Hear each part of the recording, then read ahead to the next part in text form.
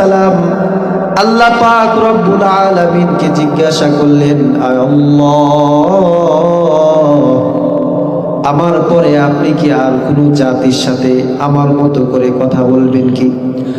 হযরতে মূসা আলাইহিস সালাতু ওয়াস সালাম আল্লাহ পাক রব্বুল আলামিনের সাথে ডাইরেক্ট কথা বলেছেন জীবনে ৩৫০০ বার। জোরে বলেন কতবার? ৩৫০০ বার সরাসরি কথা বলেছেন। হযরতে মূসা আলাইহিস সালাতু ওয়াস সালাম আল্লাহকে বললেন, আয় আল্লাহ, আমার পরে আপনি কি আর কোনো জাতির সাথে আমার মতো এতবার কথা বলবেন কি? আল্লাহ পাক রব্বুল আলামিন তখন বললেন, মূসা শুনো, এ মূসা তুমি কি জানো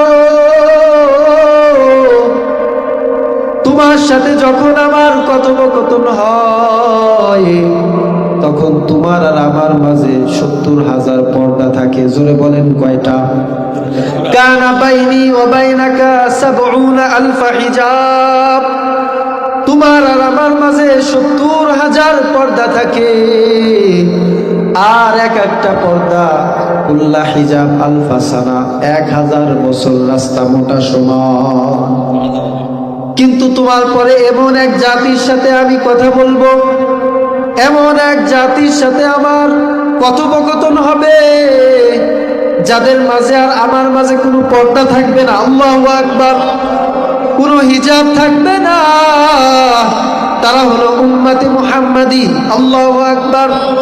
আর সেই সময়টা হলো নামাজ। কারণ বান্দা যখন নামাজে দাঁড়ায় যায়, মুসলিম শরীফের বর্ণনায় আসছে, আকরাবু মা ইয়াকুনুল আবদু মিন রাব্বিহি ওয়া হুয়া সাজিদুন। আল্লাহ রাসূল সাল্লাল্লাহু আলাইহি ওয়াসাল্লাম বলেন, বান্দা যখন সিজদারত অবস্থায় থাকে তখন ওই বান্দা আমার সব চাইতে নিকটবর্তী হয়ে যায়।